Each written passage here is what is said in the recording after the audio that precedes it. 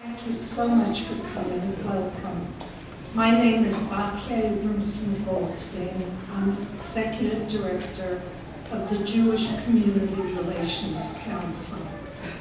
Can We Talk is a unique collaboration between the Jewish Life, the Jewish Community Center, and the Jewish Community Relations Council. Our thanks for the extraordinary generosity of the Harvey Kornblum Foundation in supporting this program. I also extend thanks to the boards and supporters of the JCC, the Jewish Life, and the JCRC, and of course to the Jewish Federation of St. Louis. Deep thanks to my fellow professionals with whom I have worked in partnership on this effort for its inception. It's just been a remarkable collaboration, and it's been 4 years. It's 4 years since the Can We Talk programs began. So my thanks to Larry Levin, Ellen Futterman, and Mike Sherwin of the Jewish Life, Brad Horowitz, and Diane Mayer of the JCC. This has been a deeply intense month. Actually, it's over a month. It began in late June with the kidnapping and murder of the 3 Israeli teens, and then that of the Palestinian teen, and continued through this month of conflict in Gaza. This has been a month of sirens, of missiles, of mourning for innocent victims on both sides, of mourning with the citizens of Israel for the soldiers of the IDF who fell in defense of their country. The community gathered in this very room at the beginning of July for a memorial service for Gilad, Naftali, Ayal, and Mohammed. Just last week, we gathered here for an Israel Solidarity gathering. Tonight, we are here for a Can We Talk program, seeking understanding of an important aspect of the conflict, the role of the media. Can We Talk programs are planned to bring focus to issues of significant community interest and concern. I think it's fair to say that tonight's topic will do just that. Views on the news, analyzing the media in the Israel-Gaza conflict. The program will be moderated by Larry Levin, publisher of the Jewish Life, who will introduce the panelists. Questions and answers will follow the panel discussion. Some procedural points. Again, the goal in creating this program was to provide an opportunity to explore this topic of community interest and concern. Our assumption, and I think it's a well-grounded assumption, is that the audience is here to take advantage of this opportunity. If there is a disruption, the person who disrupts proceedings will be asked to stop the disruption. If that is not done, the disruptor will be escorted out of the building. Now, each of you should have found a card and a pencil on your chair. The procedure for the question and answer period utilizing those cards has been formulated to allow for as many questions from the audience as possible. The decision to receive questions in written form was based on our desire to maximize the number of questions we can handle and to ensure that as broad as possible a range of opinions is covered. Please note on the card if you want the question to be directed to the panelists, to the moderator, or if you wish to leave it open. The cards will be collected right through the program. So if you have written a question, pass it down to the end of the aisle, and it will be collected by the card collectors. Raise your hands, please. Are you in the room? Card collectors? There we go. Okay? So again, you can write a question as soon as you wish, pass it down, it will be collected, but they will be addressed during the question and answer period. I hope I didn't make it sound complicated. It's really going to work very simply and very well. Thank you. Thank you again for coming. I now turn the program over to Larry Levin.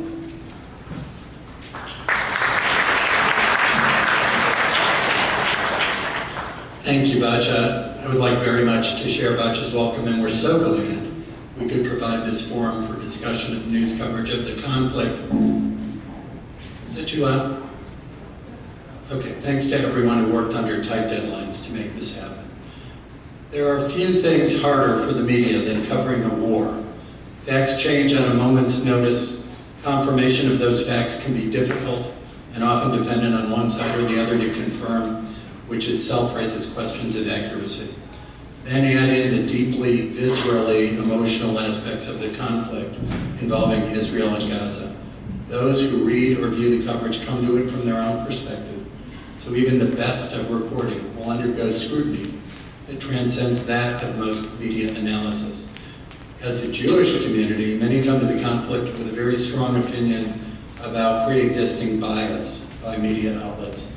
These are opinions garnered not overnight, but by weeks, months, or many years of observing news coverage relative to Israel.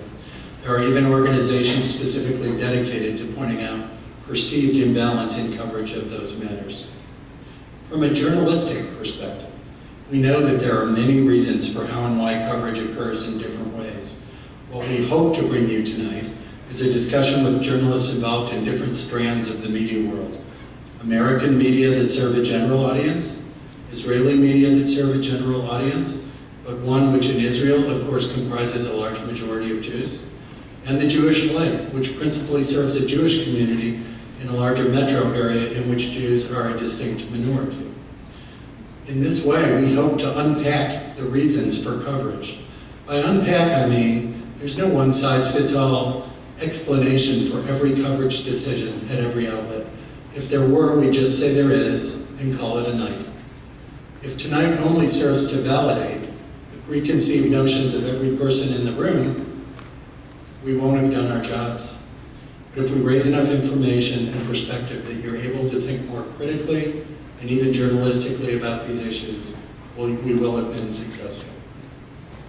To accomplish this objective, we have a couple exceptional journalists at our disposal. Kindly allow me to introduce them.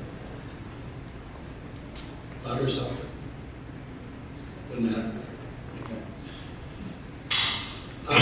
Haviv, joining us via Skype, is a veteran Israeli-American journalist who now serves as political analyst for the Times of Israel, an online news and information site. He's lectured on Israeli politics, Israel diaspora, and Israel-U.S. relations, and the politics and conflicts of the Middle East for over a decade. Haviv was director of communications for the Jewish Agency for Israel, has visited and written about Jewish communities in over 20 countries. And here's a fact we didn't have room to put in the program. He served until 2012 as VP for Government Relations for Space IL, the Israeli team competing in the Google Lunar X Prize, the international competition to land a private robot on the moon's surface. He lives in Jerusalem with his wife and two sons. Let's welcome Haviv.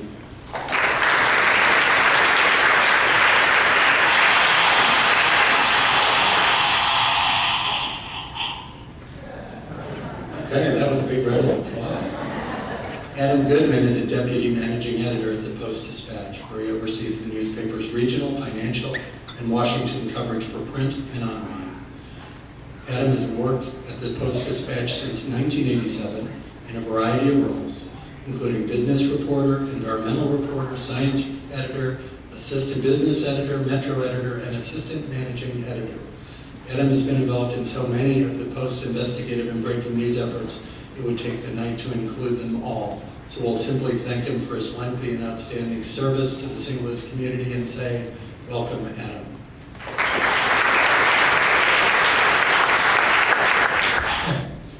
So tonight is clearly an audience that's very interested in what's been going on, who reads a lot and is largely well-informed. But we're in an era in which many folks choose to follow the media outlets that echo their own particular point of view rather than trying to get a variety of perspectives. Haviv, in Israel, how do you see this play out during a conflict such as Protective Edge, and how does your own Times of Israel address this issue? Well, I think that's a very good question that sort of frames a lot of what we've seen in the media coverage of this war. At the philosophical level, we are not creatures of rationality. We don't care for each other, we don't build communities, we don't raise children rationally. We raise children intuitively, we connect with our communities intuitively, and we respond to extreme situations like war, like perceived threats to our community, intuitively. And so when people read everywhere in the world, in every conflict in the world, when people read media that doesn't agree with their own intuitive understanding of what's happening and what's happening to them, that grates. It's very, very hard, I think, to read something you disagree with. And I think that's as true of Israelis as it is of anyone else anywhere in the world. We have some good statistics in America, we have some good statistics in Israel about the tendency of people to read media that agrees with them. At the Times of Israel, we have tried to do something that is in Israel a revolution. We've tried to be a little bit more American about it. The media in Europe and the media in Israel, at least the Hebrew-speaking media, is very, very politically identified. It doesn't even see itself. A journalist's social function is seen as an advocacy function. So newspapers like Haaretz on the left or Israel Hayom on the right believe that they exist in order to advance a particular vision of society, a particular vision of Israeli politics, or to support even specific politicians. And that is the culture. This is not an accusation I make against them. This is what they claim is their job. So the Times of Israel, I think, are the first major Israeli outlet to say that there's such a thing. This is a pretense that American media makes, as opposed to British media or French media. American journalists claim there's such a thing as an objective version of a story, and that it's not easy necessarily to report it, it's not easy to get your head around it, it's not easy to avoid falling into all of the narrative traps that different sides set for you, but that the service you provide to your audience and to citizens of any democracy is the service of giving them the facts with as little of your own sort of narrative coloring as you can possibly manage. So we have that idea, we believe in that. At the Times of Israel, we have reporters who, I'm not going to name names, but they don't vote the way I vote. And we have a blog platform with over 2,000 bloggers and all the different voices coming from all different sides of the spectrum. We think that while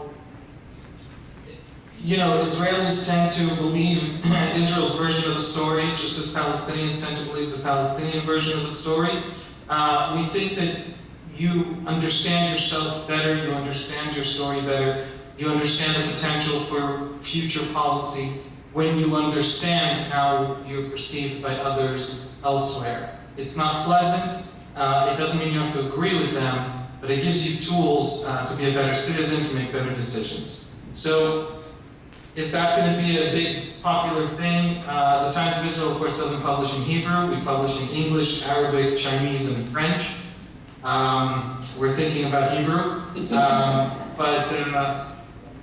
But I think that we've seen a tremendous response to that kind of middle-of-the-road, bring many voices to the table journalism. So I think it has a place. I think it doesn't exist enough in Israel, certainly, but also in the Jewish community around the world. And that's what we try to do. Thanks a lot. Let's go across the. Thank you, JT. And can we thank JT for the great tech services to put this all together, please? Thank you. So let's go across the ocean, and Adam, when an editor of a news organization like The Post covers the conflict, you're faced with a different set of challenging choices.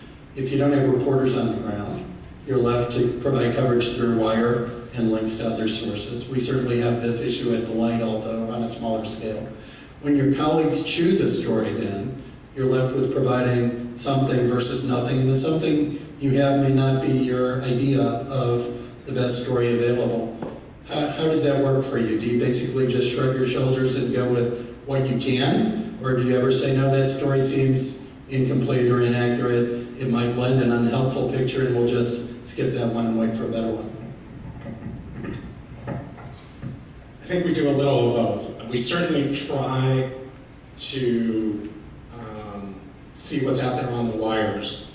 I'll be honest, we probably don't have as many wire services as we used to, which I think all of us need to be concerned about, because the choices that we have of what we're getting are the ones that we have. Unfortunately, we don't have correspondents on the ground, so we are relying on those services. And I think that's true of obviously any conflict like this, where we have some of those same pressures. Obviously, there are interest groups back here who are absolutely interested in those subjects, are passionate one side or the other on these subjects. And we need to try to present as best as we can a balanced report. I think there are days where we do much better at that than others. I think we try overall to make one day when we go one direction, we may try to, depending on what the news is, we may look to balance things out. Certainly, and I can't speak, I don't understand anything on the editorial or opinion page, but since I'm sure that's going to come up at some point in this discussion, that's kind of where other commentaries, letters to the editor, and other ways of letting the community talk back and talk with each other. And I think that's important to us as well. Haviv, your publication, an online publication, only comes with an interesting pedigree. You're only a couple years old, yet you have highly experienced and capable journalists. Your colleagues and you have been blogging virtually by the minute on this conflict. The advantages of sharing news on such an immediate basis are obvious. Readers can keep abreast of what's going on almost in real time. But do you see any disadvantages? While you personally write some excellent pieces that tie in context and analysis, those who are skipping the context and analysis and just grabbing the news bites on a minute-by-minute basis may not have a lens through which to view the bigger picture. Does that worry you at all? Certainly if all you read in our site is the live blog, then you're not getting a very serious picture of the context of the conflict, where it comes from, where it's going, how long it's gone on, what sort of changes have happened during the conflict, what it all means to different participants or victims of the conflict. The live blog doesn't help you with that. But I think that there's a tremendous value in the immediacy of the live blog. We'll update in the last minute, siren sounded in 14 different cities. Well, you need to feel that sirens are suddenly going off in 14 cities. There's a reality that is immediate, that is important. And you should not think that because you have, read a live blog or visited for a week visited Israel for a week, that's also not contextualized. That's also an immediate experience. It's hard to just know about context without the immediate experience, without knowing Israelis, without watching them react to a siren or a rocket falling.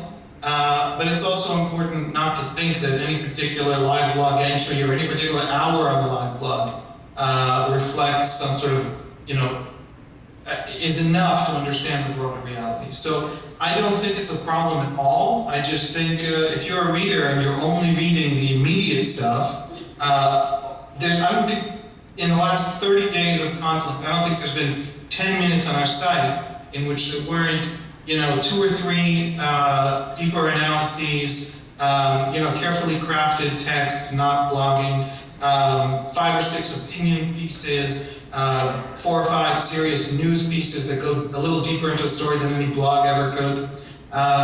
So you should go there because a live blog isn't enough. But I do think that there's a power to the immediacy, and it's a good thing. It's part of journalism. I don't think journalism is academia. I think there's an important difference there. Thanks. Let's go from blogs to more conventional story reporting and how different elements of a story can affect readers' perceptions so significantly. So for instance, I saw a story the other day in a national US publication where both the headline and the story seemed pretty balanced about the events of the particular day. But the photo that accompanied it was that of smoke billowing above the city of Rafah in Gaza. So what had been at least an arguably even-handed attempt at news coverage was hugely affected by the visual element. And if the picture selection has such an impact in print journalism, whether in paper or online, it's amplified even more so with video on television or otherwise. In fact, there's a very good piece in today's Jewish Light and online by the managing editor of the JTA Wire service about how few pictures there have been of Hamas and other militant fighters in mainstream media and the reasons for that shortage. I'd really encourage you all to read it, either in our publication or on the JTA website. So my question is, and Adam, maybe you can respond to this, how much attention is given by editors to considering the entirety of coverage presented on a story, the headline, the story, the photo, the data, so that the total impact can be assessed and critiqued? I think we look each day at what the report is that we're getting. I would say, just my experience is photos more than anything else probably bring the strongest reaction. I think that's common in any print publication, and it's obviously true on TV as well. In that regard, I think the selection, I think there are times where we see certain photos that we will decide not to run, or to run inside, not to put on the front of the newspaper. Or if there is something strong, seeking to balance out the overall coverage, sorry about that, with the stories that we present. I have not read that piece. It was one of the things I was going to bring up, actually, but so I'd like to know more about that, but that is one of the things that I can say that just looking at what we were getting to choose from, that wasn't the pictures we were seeing to choose from. So it wasn't, you weren't seeing a rocket being launched into Israel. And those pictures were nowhere to be found. I'll let others who are more experts talk about why that is. On the other hand, you also have times where you have to really we have to really trust the reporters on the ground. And this is something that I've explained to some of the people who have called us in the last month. And you've even seen, a writer for The Atlantic accusing someone, a photographer, of faking a photo of being faked of, I think it was 2 sons, bloody sons in a hospital whose father had been killed. And and wrote that and tweeted that this has to be fake. And then of course ended up apologizing later because it wasn't. So it is very, I guess what I would say is it is very hard when you're thousands of miles away to determine, and there is the people who are on the ground as reporters are in the middle of it. We've got to have some faith in that, but it is something we try to be cautious about. Haviv, you have thoughts about that you'd like to add? You there, Haviv?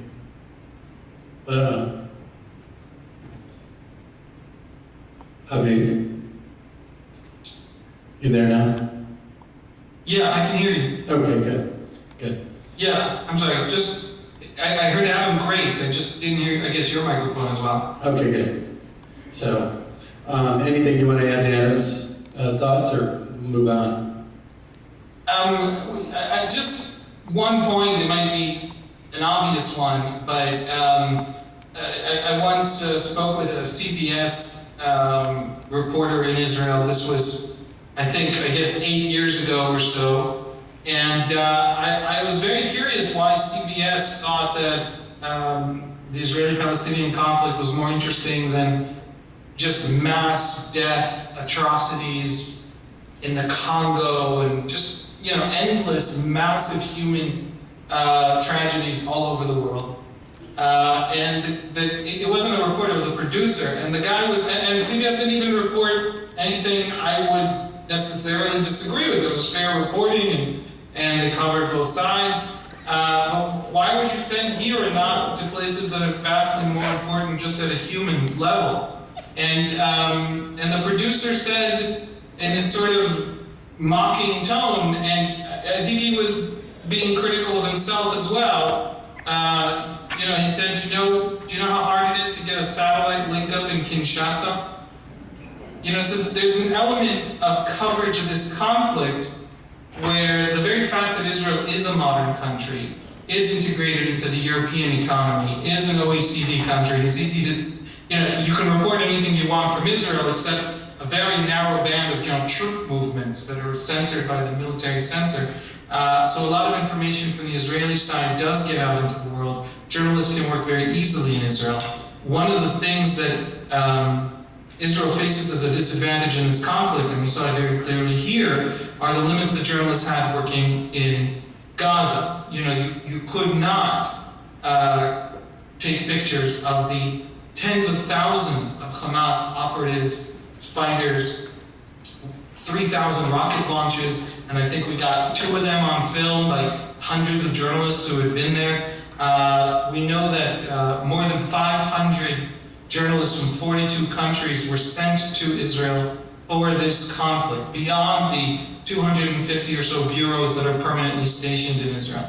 So there's a tremendous amount of information flowing out of Israel. And as Adam mentioned, as Adam alluded to with the issue of, photos of Hamas fighters, there's so much information flow, and yet in the Palestinian side, it's not this wide open Western country where, no government can hope to stop coverage, never mind that it doesn't try, but it can't even, no Israeli government could shut up Israelis, never mind, foreign journalists.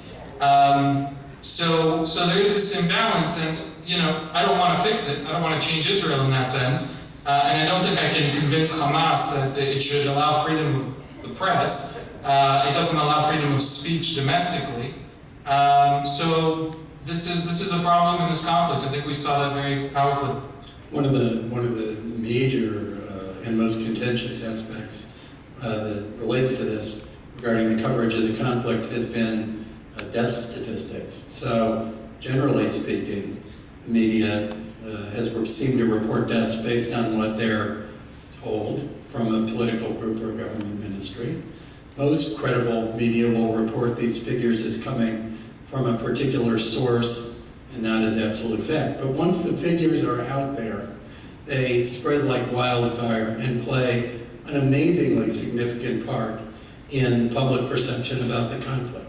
So, for instance, as of the last day or two, Hamas has been disseminating information that about 1,800 have died in Gaza, with most being civilians.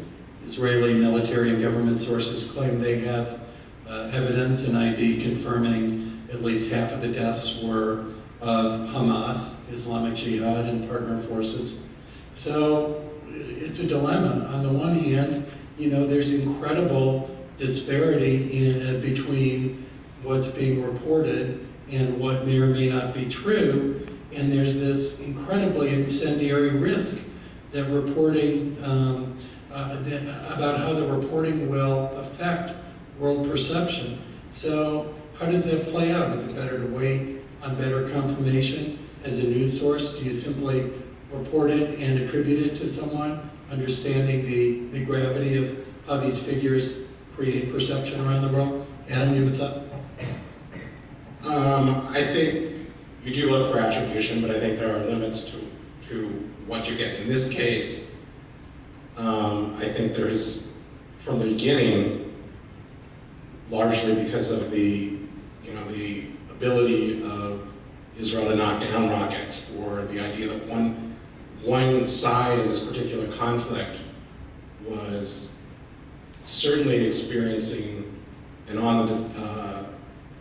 horror and stuff happening, that you didn't have the same scale of deaths. I don't know. I can't speak to the numbers. I think it's a fair question. I think I certainly saw stories that did attribute and did have Israel saying, no, so many of these were not all civilians, or questioned.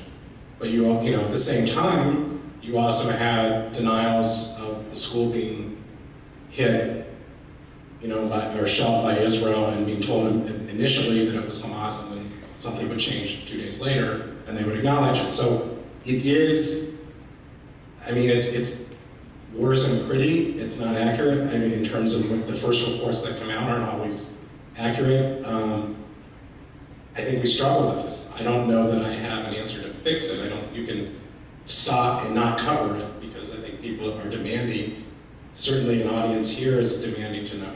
Obviously, Israel, they want to know everything. So I think, again, I have to, from a perspective of a metropolitan newspaper in the middle of the U.S., we have to rely on the reporters that are there.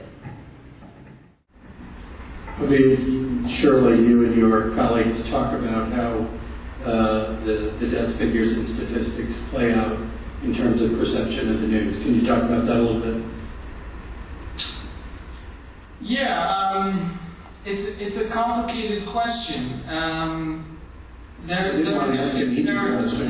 very, very important. The first disparity is, again, this question of Israel being a democracy and the Hamas regime in Gaza not being a democracy.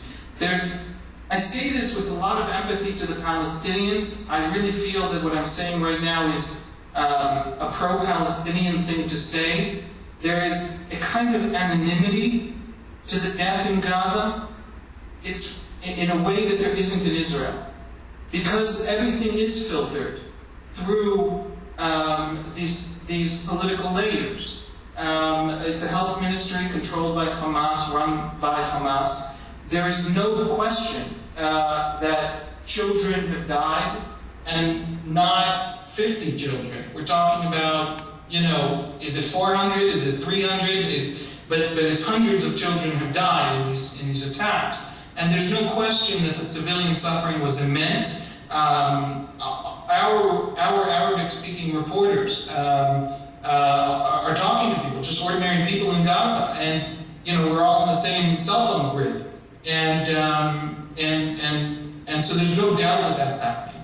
At the same time, it is possible to get away with making up numbers in Gaza in a way that it's just not possible in Israel. You can't, pretend that there are a certain number of civilians dying or a certain number of soldiers dying, or you just can't. You can't pretend that in the United States. The basic facts of these people, everybody's Facebook profiles are, accessible. So there's a basic sort of openness to society that makes these questions impossible on the Israeli side. Never mind that the death toll on the Israeli side. Israel has invested billions in Iron Dome. Every single home in Sderot had another room built by the government, a room that can withstand rocket attacks in every single apartment in the city. So Israel has invested billions to make sure that civilian death toll is very low, and it is very low.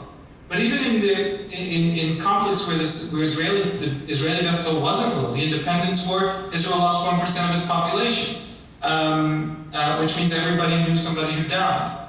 Even in that conflict, there was no way to sort of mash up the statistics in the way that Arab armies have always done, and all dictatorships have always done.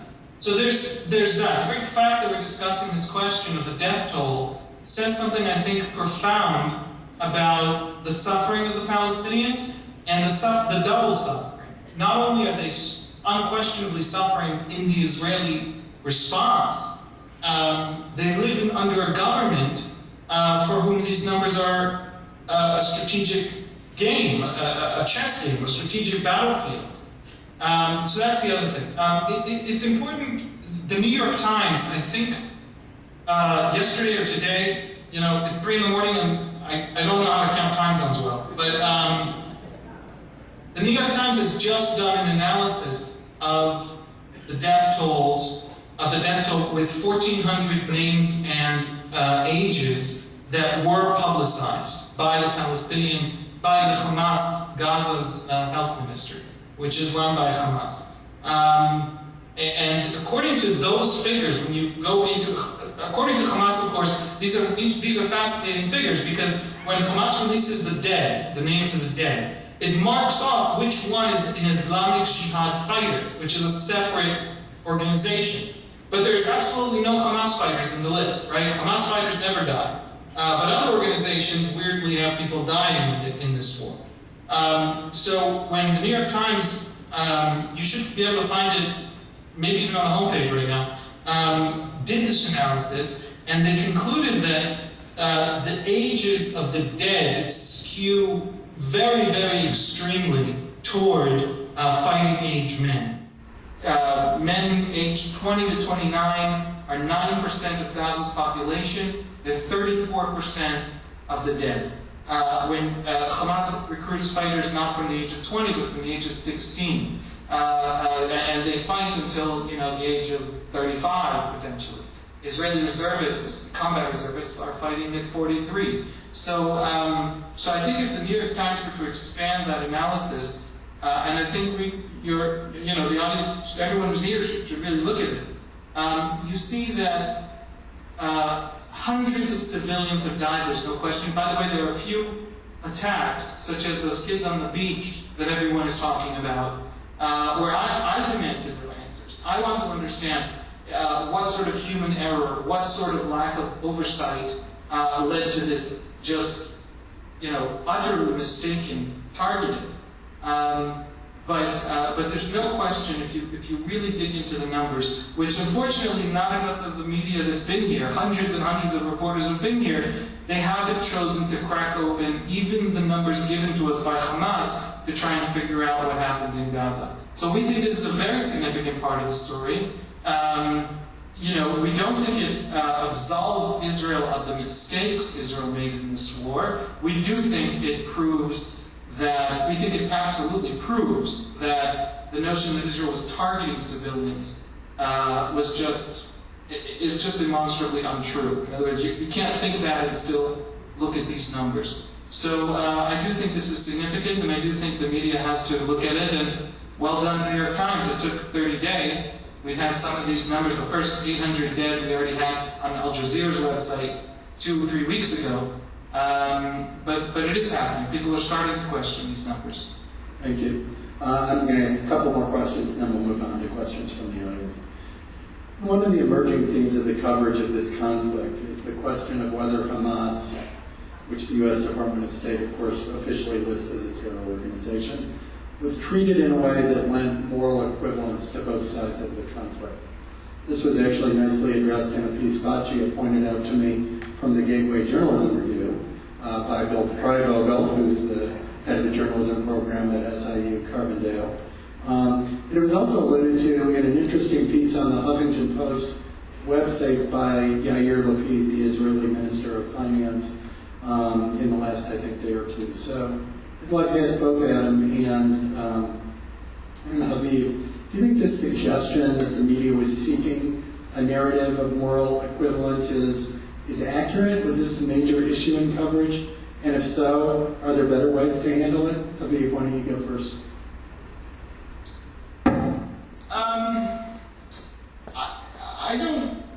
I don't know that the media that I read, just say, primarily in English. I follow a little bit the French media. I don't think there's moral equivalence between Israel and Hamas. I think that even very pro-Palestinian mainstream media, there's of course, radical fringe media that just says any old thing, but I think in mainstream media, there is a sense that even if Israel is wrong strategically, historically, whatever, Hamas picks these fights. Hamas doesn't care about Palestinian lives, and Hamas is not a good organization, a good player in this conflict. But I do think that the media works very hard, at its broadest, in the broadest sense, the rights of the Jews to a state and Palestinians in the broadest sense, which is to say their rights, national rights sort of writ large. And I think that is also not something I necessarily oppose in the telling of the story. My problem with the Palestinians is not their claim to, my problem with Hamas is not the claim for Palestinian national rights. It's the fact that they believe that there's some sort of endless war strategy that can eventually destroy Israel, and since Israel is destructible, it's worth trying, and therefore we now should go to 6 or 8 or 15 generations of ongoing endless war because it could work. I'm quoting Hamas, the charter officials just in this conflict.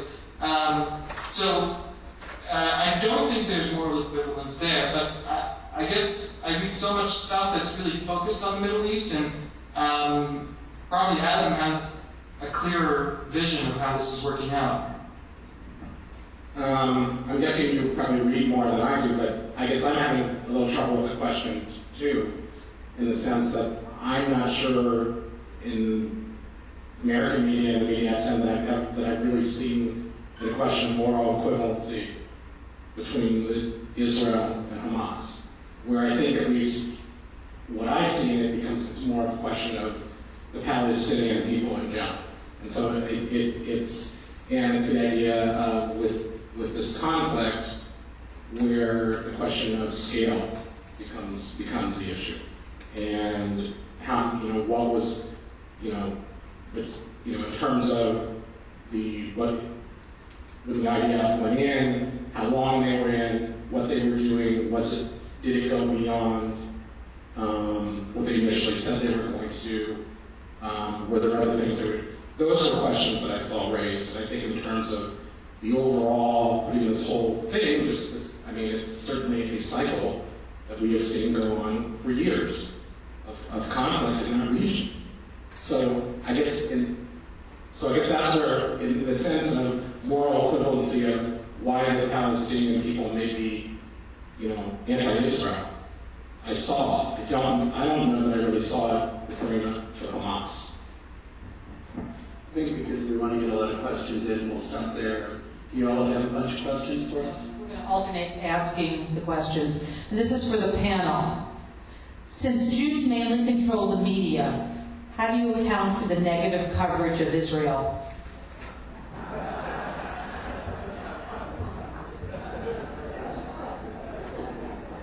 My staff mates would tell you that I'm rarely speechless. But there's a very easy answer to that question. When was the last time the Jews agreed on anything, even something they control?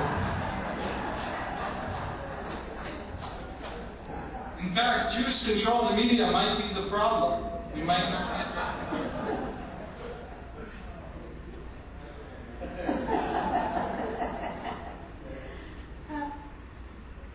There was a question before about blogs, and there's a question now, a specific question, and you may see this coming, Haviv, about a recent blog on the Times of Israel. And that was a blog that ended with the word genocide was part of the ending, and what went around the world was that an Israeli newspaper was calling for genocide.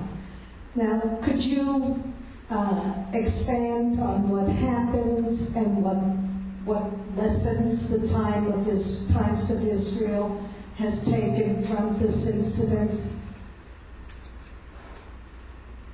Yeah, I mean, the lesson isn't profound. There are really foolish people out there. The vast majority of people are not. We have published, I haven't checked the numbers in a while, but I think 10,000 blog posts that are published on our platform by the bloggers without editorial oversight. Completely open platform. Some of them are incredibly rich and sophisticated and interesting. Yair Lapid, who was just mentioned, has a blog with us. Shimon Peres has published several blog posts. And rabbis, thinkers, philosophers, all sorts of interesting analysts. And also, people who run small businesses in interesting places in the South, or talking about birthright kids while on birthright. We have a huge blog platform, tremendous amount of traffic. I'm talking about hundreds of thousands of unique IPs, which is separate computers logging into our blog platform a month, which is not bad for a Jewish website. And then there's this kid who he's not even Israeli. This was ran around the world as an Israeli. Finally, an Israeli is admitting they want to commit genocide. He's not an Israeli. He's some American Jewish kid. I feel terribly sorry for him. One mistake in your early 20s, and in the internet age, nobody will ever forget it ever again. And I think what we have learned is that we're going from no control to very slight control. We're going to institute some filters for very, very egregious, illegal speech, violations of free speech, such as potential calls to genocide, which is, by Israeli law, a violation of the law. It is the limit that Israeli law places on free speech. We want to keep a very light hand on the blogging platform. We've seen some voices that are incredible. Our most popular blog post, I think ever, was a young woman with 2 young children talking about over the summer. It was a very hot summer, and some kids were left in cars and actually died. And this was a tragedy, and it happens in many hot climates in the Arab world, in Mexico. And she wrote a blog post about that, and it got hundreds of thousands of reads, just one blog post. Now, we would never have thought of this woman as something. Our editors would not have published an op-ed by this young woman, and she is one of our finest writers. Her writing is exceptional. And she's one of our most popular writers, and she grew up in this blogging platform because we don't try to control it and edit it. And now we're going to institute certain filters that are going to prevent people from calling for genocide. It's a shame that, after many thousands of blog posts that managed to not call for genocide, one did. That's the internet. I look at it the other way. It's like, given the number of blog posts they have, it's extraordinary that they only have one that's risen to this level. Give us some credit, There's a good brief commentary by Jane Eisner, the editor of the Jewish Forward, about this matter online. I think it stated yesterday the 5th. This question is for Adam. In the midst of the Gaza crisis and the turmoil in Ukraine, the Post ran a big story about Yair Molina's thumb injury across the top of the front page. What were the editors thinking? That's a good Jewish in Israel put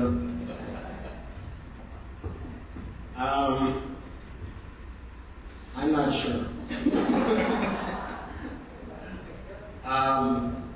I think let's have an answer that. that that discussion was not just here. I think, this will get off subject a little bit, but I think it is for us as a Metro newspaper right now, we are trying to do many things at once, just like we always have, under a little more pressure probably than in the past. We have, well, that day, certainly that was across the top, and we certainly tried to mix it up on page one. I do think overall, certainly Gaza and Ukraine were on the front page many days. It certainly were in the paper every day. And those presidents, I mean, I just looked through before I came here, I think in the month of July, there were at least 18 days that there was a Gaza story. At least, I think 6 to 8 of those where there may have been a photo. And some of those were rallies locally going on. There was some kind of coverage on the front page. Ukraine probably saw even more. I didn't actually count those numbers. And Cardinals and Molina, sometimes those are teases. They are things to get people to go inside the paper, to pick it up off the newsstand and to buy it. But we try to look at it as a whole and look at it not just in one day. It is a good plug, however, for the fact that Jewish Community Day at the ballpark is a week from Sunday. This is a question for both Haviv and Adam.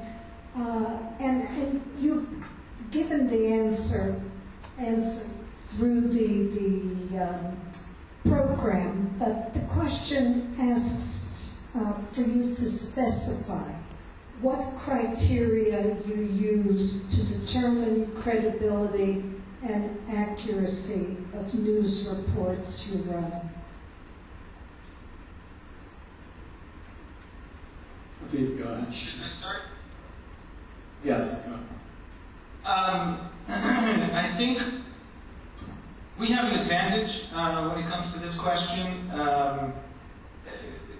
I often speak to tour groups and groups of solidarity trips of Jewish communities who come to Israel. And one of the first things I try to convince them is that they should not think of Israel as a country in the sense that America is a country. Israel is a very, very small place. One of our advantages in terms of security is that all the heads of all our major security organizations and all our city sheriffs all have each other's cell phone numbers on their cell phones. The entire country. We're like the state of Kentucky, but we have a foreign policy. That's the main difference between us and Kentucky. So, for us to verify sources is usually a very easy process. I know personally, and I've been to Shabbat dinner with a dozen senior Israeli politicians. I don't know a political reporter in Israel who hasn't. The entire Israeli political class, including the journalists covering it, and including all the backbenchers you've never heard of and will never hear of, isn't more than 1,000 people. So when it comes to, that's in my world, right? We have a military correspondent who, again, this huge amount of backtest. Journalists show up in Israel and try to speak with a senior member of the security cabinet who's making these decisions on war and peace, and they're shocked when they succeed. It's not hard to access. So we have a relatively easy time verifying our facts, double-checking them, reaching senior officials on their cell phones. And that's not true of the United States. The United States is just infinitely larger. Your newspapers also, we're very provincial, right? The whole world talks about us, but we don't really talk about North Korea much inside Israel. So I don't know that we double check our fact. We'll publish, an AP story about North Korea, but I don't think we're going to work very hard to verify because we don't have those resources and our readers don't have that interest. So I think our side is pretty easy on that score. Adam is dealing with a larger world, so probably a little harder. And I think I alluded to this, as you said before, but what I can say is we certainly I'm much more confident in our ability to do that locally. I have full confidence in how we do that locally for much the same reason in our regional coverage, and certainly or in coverage and even coverage in the U.S. and certainly in Jefferson City or Washington even, than I do. I mean, to be honest, than I do of something going on across the world, where we do just have to rely on the services that we get. I'm going to put two questions together here that kind of dovetail. The first, so give me a second to ask you both of these. The first is, why do most media outlets call Hamas militants as opposed to terrorists? Calling them militants romances them, doesn't it? And the second question asks, balanced reporting requires use of nomenclature that is accurate and not biased or inflammatory. What process do you use to avoid skewed nomenclature? I guess I'll tackle that first a little bit. And one of the things that I brought with me, just because I thought this was something like this might come up. This is I was looking at the International Press Institute has a reporter's glossary of loaded language for the Israeli-Palestinian conflict. 61 pages of what you should say or not say, what you should write and not write. I'll give you some, if you don't mind, indulge me, I'll give you some highlights, but it tells a couple things. I mean, one, it tells you that, this was put together by folks, Israelis and Palestinians, but it shows you how, as a journalist, it makes me realize just how easily you can slip into even just the use of a term not meaning to, innocently, and that it will just be incredibly offensive or taken wrong to someone on this. Some examples, some are really obvious. Palestinian Jews, Zionist entity, probably not a good word to use, but one that comes up of those covering them. Israel's obviously better. The military wing of Hamas, which may get more to the other question. Not really any such thing. It is all military, so it is Hamas. Don't try, because many would argue that if you say there's a military wing, then is there a peace wing? I mean, so that kind of gets at the question. Even the use of the term Jews instead of Israelis within a story, obviously.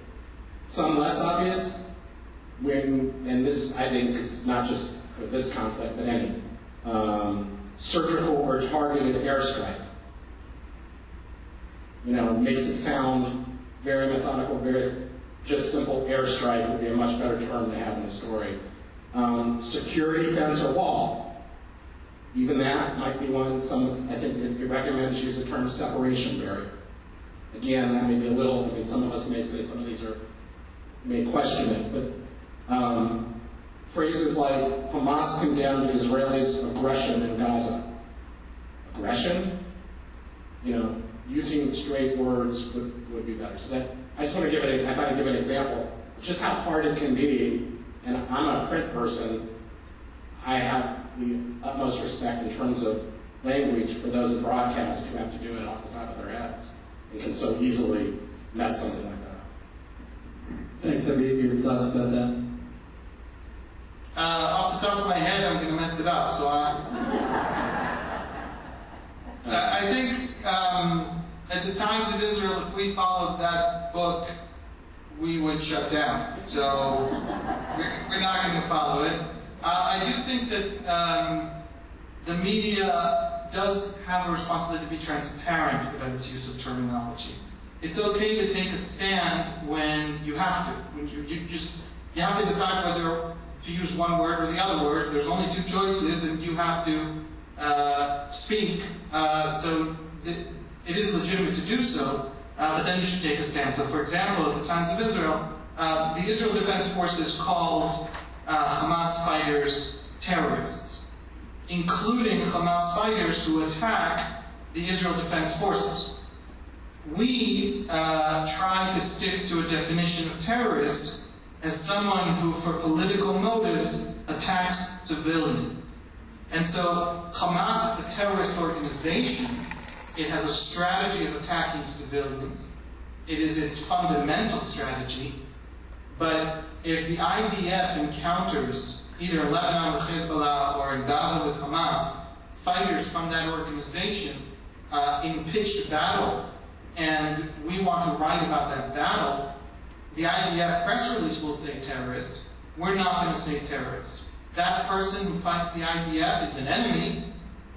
He is not a Zionist, but we're not going to call him a terrorist. So, and we're clear about it. We're blunt about it.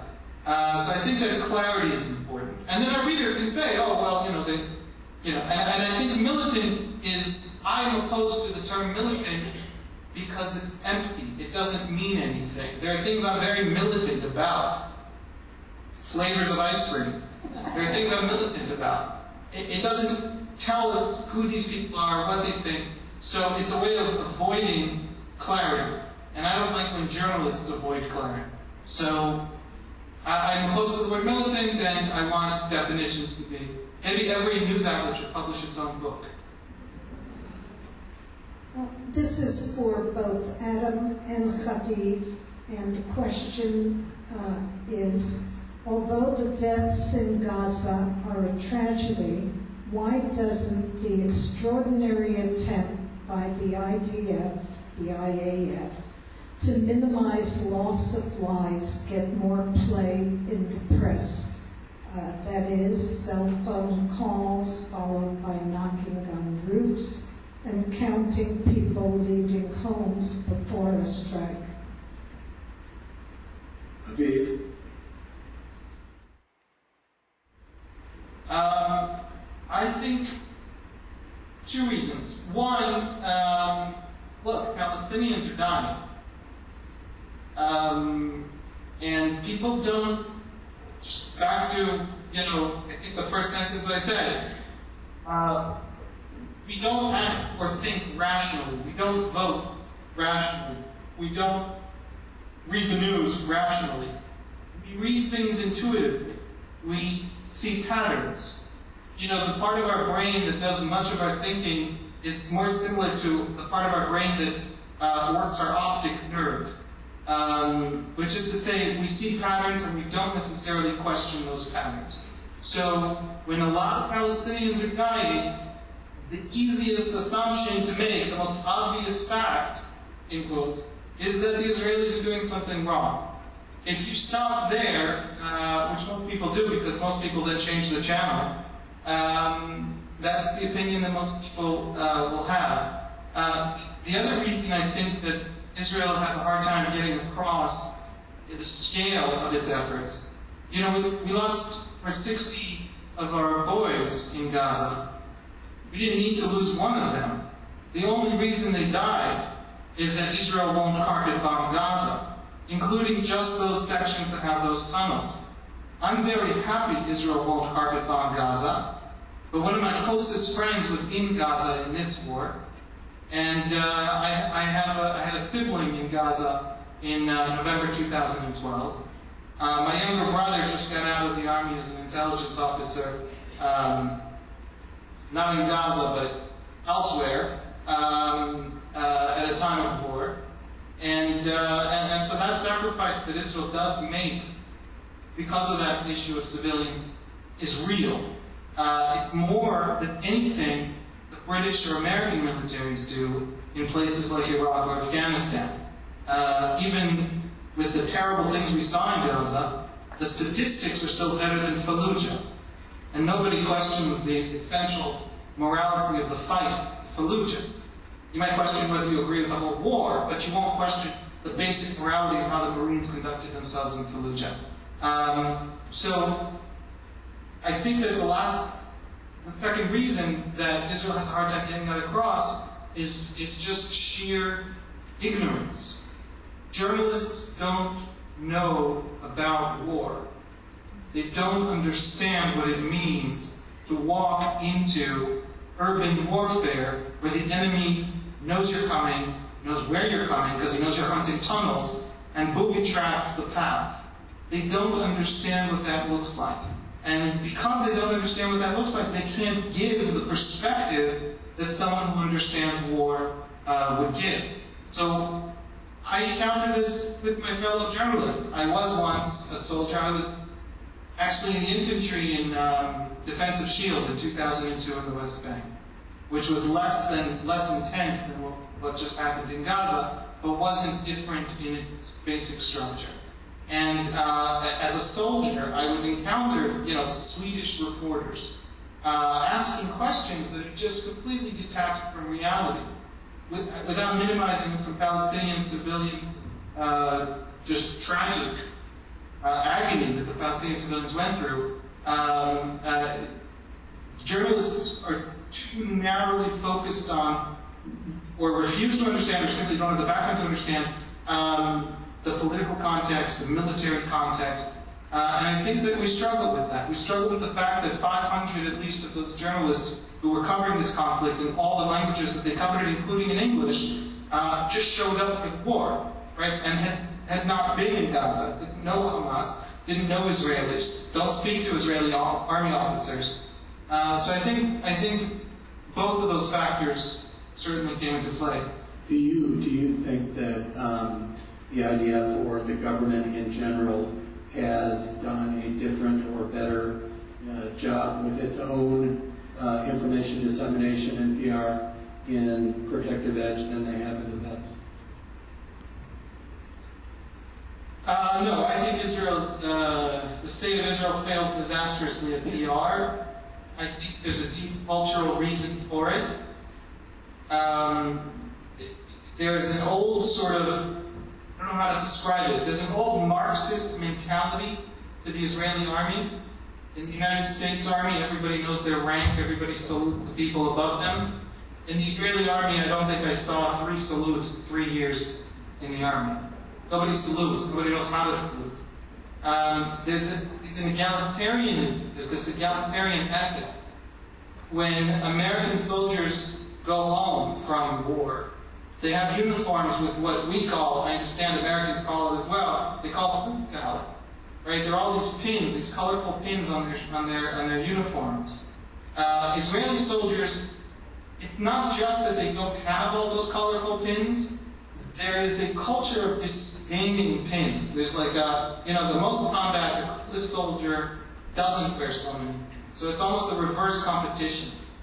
And in that culture, I don't know if anyone in the audience knows the word tachlis, but in this culture of tachlis means come to the chase. Tell me the actual important point. Don't waste my time with silliness. That's a very deep part of Israeli mentality. And so with the Israeli High Command, when Israeli ministers get together with their generals, with the strategy planners, with the National Security Council, they feel that, tanks are a serious issue, the Iranian nuclear program is a serious issue, Iron Dome is a serious issue. Public relations is not a serious issue. The people who handle public relations in Israel are very junior people in government. Israel has a foreign ministry. One of the most junior managers in the foreign ministry is the guy handling public diplomacy. And he doesn't have a lot of people under him.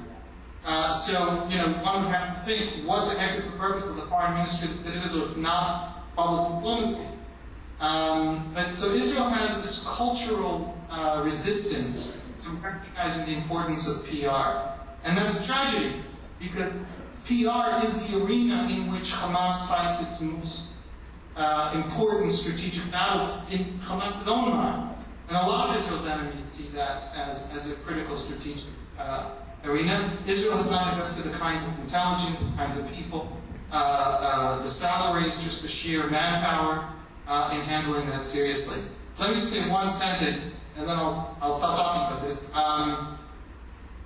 What does PR look like?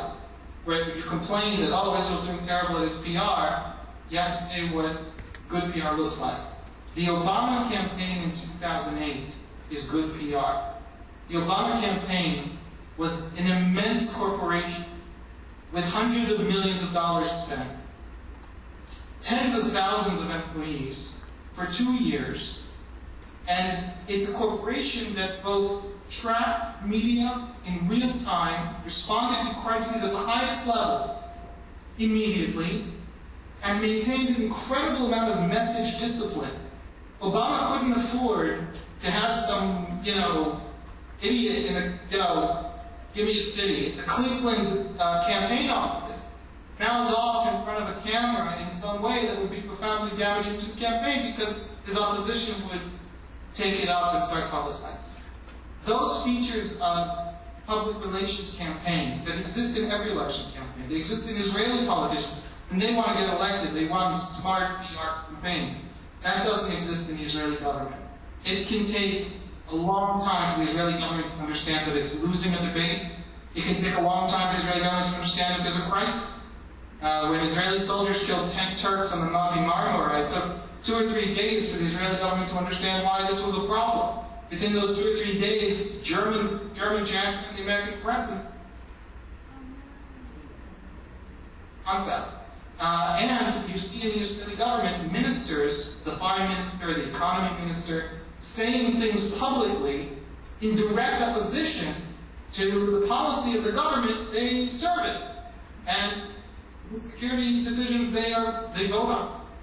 So Israel has terrible PR, structural, it's cultural, it's not changing anytime soon. So Israel needs you more than ever. We're going to do one more question each, and then I'm sure I don't know how we'll work this, if there'll be other questions, but we'll figure that out. This is for Adam. Why does U.S. media focus on conflicts in the Middle East above all other regions?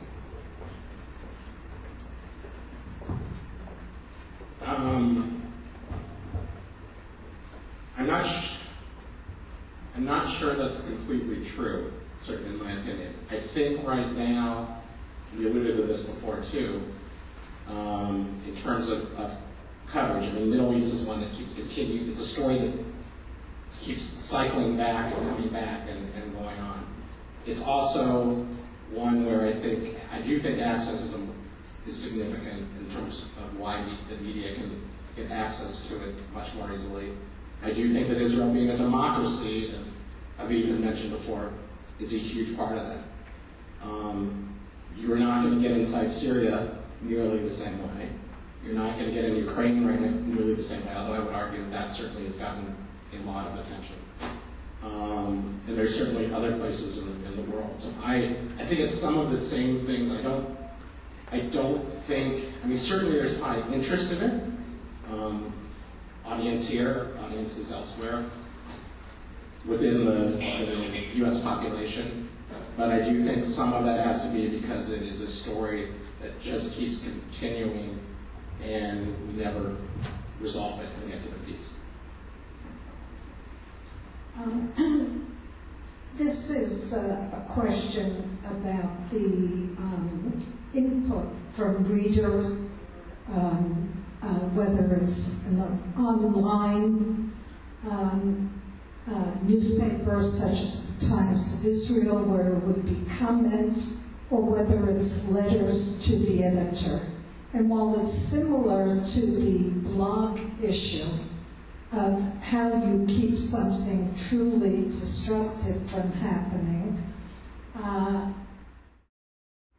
how are the letters to the editor and in the Post-Dispatch chosen? That was the question. And for the Times of Israel, to be specific about comments, what kind of monitoring, if any, is done of the online comments to keep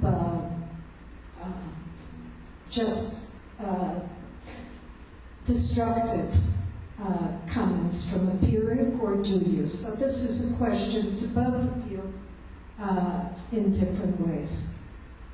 Okay, I'll go ahead and go first. As far as letters to the editor, I believe, that's not the newsroom, so it's separate, but what they do is, over time, look for balance, even certain days, I think, seem to have a pro and a con.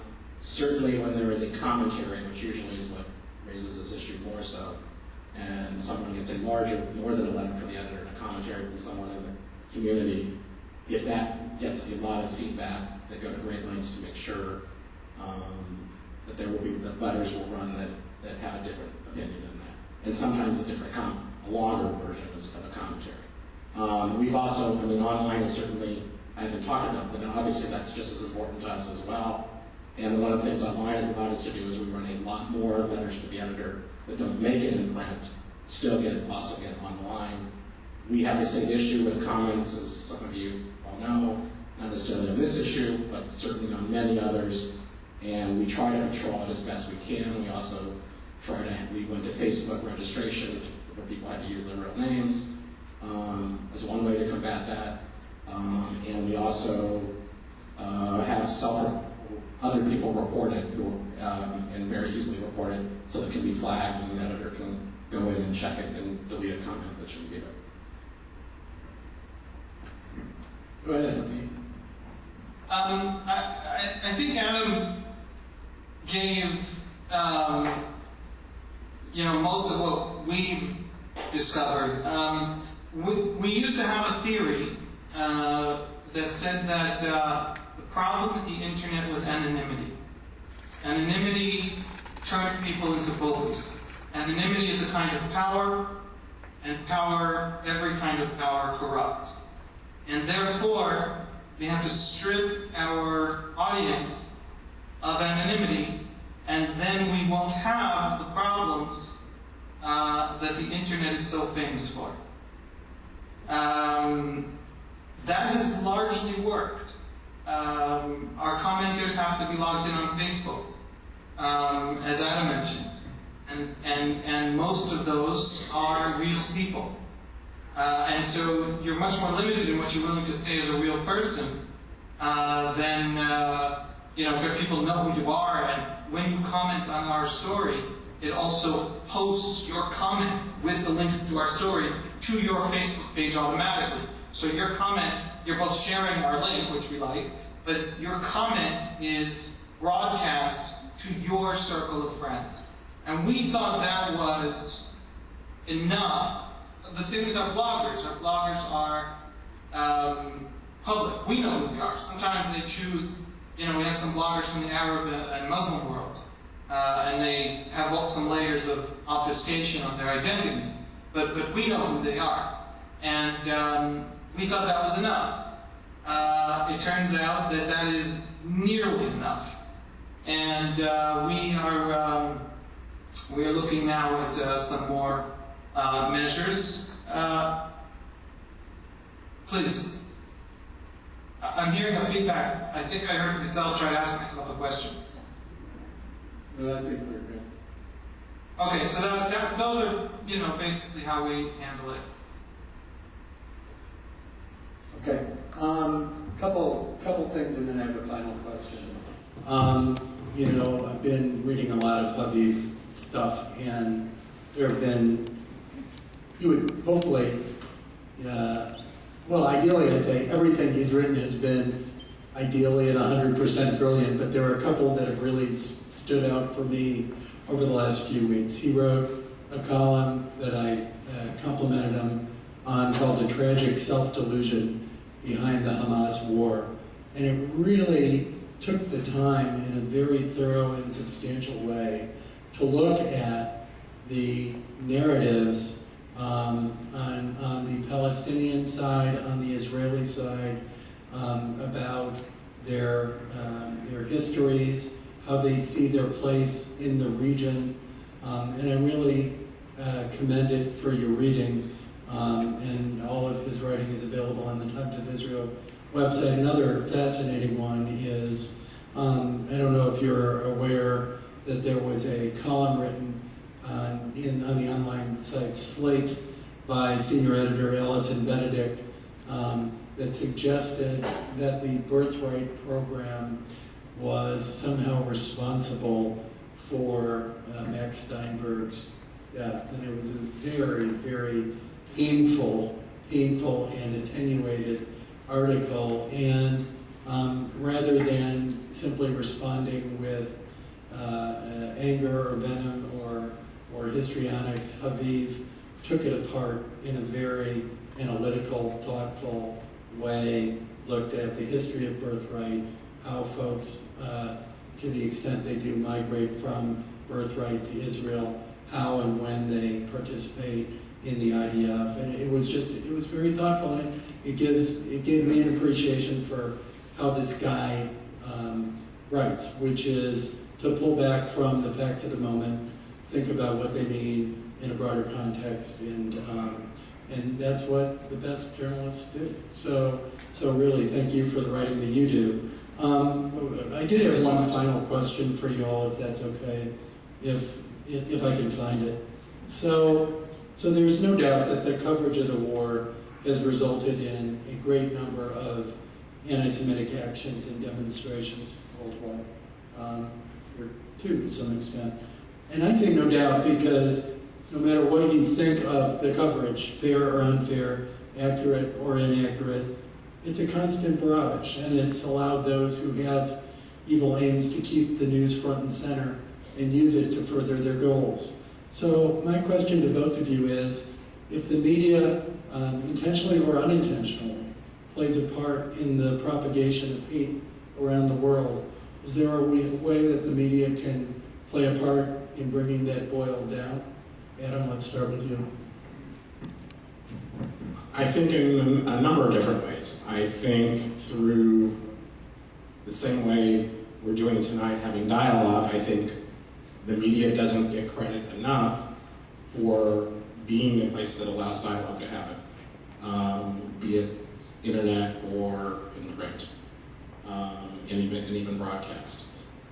There's certainly lots of times when I think the media doesn't do that very well or enough, but I don't know, I guess I think we're very aware that there are standards that we try to meet, to try to be professional in what we do, and we've talked a lot about that tonight. I guess I'm feeling, kind of trying to decide, well, does our coverage cause anti-Semitism?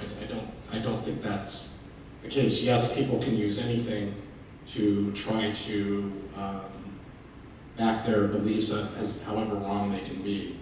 The other way we do it, and that is that we point it out, and I think the media often does a very good job of covering hate crime, of covering the response to hate crime that happen and things like that.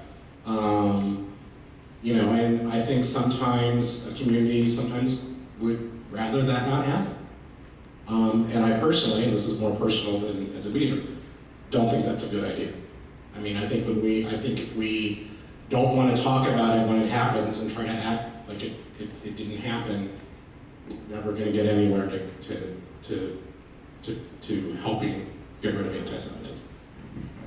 Final thought on that, Haviv? First of all, I agree with what Adam just said. Talking is always the answer, and when talking is uncomfortable, the answer is more talking. That's just the instinct of a journalist. But when it comes to anti-Semitism, I don't think the media is responsible. We had, a few months ago, the ADL published this fascinating study in 100 countries. They interviewed 100,000 people, and they drew these vast conclusions, and they allowed us to really compare and contrast the opinions about Jews of all sorts of people all over the world. I urge you to read about that study, maybe just download it from the ADL website. I did. And one of the things that was really interesting to me was that in Greece, where the financial markets crashed and sent the country into a death spiral economically, 80% of Greeks are convinced that Jews control world banks. 80% of Greeks. Well, we already know they control the media, so. I'm sorry? We already know they control the media, so. Right. So how difficult could it be? How hard could it be to take over the bank sector? And they're convinced that that's why Greece has fallen. In the Arab world, they're convinced that their own crisis with modernity has something to do with the Jews keeping them down through some sort of mysterious Kabbalist, some sort of mysterious cabal that runs world affairs. In Britain, where there's very little anti-Semitism, when there is prejudice against Jews, it has to do with the Middle East, and it has to do really with Britain's own history of colonialism, which is what Britons accuse. This was not a study asking what Brits think about Israelis. This was a study asking what they think about British Jews. They see British Jews as enabling their own crimes of the past. So everywhere where you look at anti-Semitism, you see a completely different anti-Semitism. It's always helpful to have the Jew there. But what is actually hated about that Jew is always a reflection, a mirror image of the deep crisis, of the uncertainty, of the fractures in that society. And so I don't think the media creates those problems. I don't think reporting on the Gaza war is the reason some Britons became anti-Semitic. They become anti-Semitic because they project onto others, onto easy others, onto minority others that you can easily identify as different from you, their own inner tensions. But I think the media has a role in solving it. And I think that ADL study, which was maybe the most comprehensive study of anti-Semitism ever conducted, suggests that the media's role is to give everybody a nice cold shower, to question the assumptions, to slap Greeks in the face. The role of the Greek media is to slap the Greek people in the face and ask them if they have the faintest idea how banks work, and suggest to them that they're not going to get out of their crisis by blaming Jews. No Greek has met a Jew. There are no more Jews in Greece almost. So media has an important role in challenging this sort of human propensity for dumping on minorities, on different people, on the other, all of your own crises. And it's an uncomfortable role. Journalists are very respected in places like America, and I worry that if they're so respected, then maybe they're not doing their job. But it is a role of holding up a mirror to people's sort of inner urges, the worst urges that people have, and all people have them everywhere in the world. I think 13% of Americans made pretty anti-Semitic responses in that study. And America is the friendliest, warmest, best place that Jews have ever lived. Maybe outside of Israel, but certainly there's been no such Jewish experience in history, the experience of American Jews, who are accepted as utterly American, not just by themselves, I don't have to tell you guys, but by Americans. Even in America, there are these opinions. So the media has a role, and it's a role, I think, that is uncomfortable and very important. It's now 4:30 in the morning in Israel, and he hasn't even been out to party. So let's thank Adam and Haviv. Thank our partners, JCC and JCRC. Thank JT. Thank all of our staff, all the JCRC staff, the JCC staff. Pulled this together in very short order. Thank you all for coming so very, very much.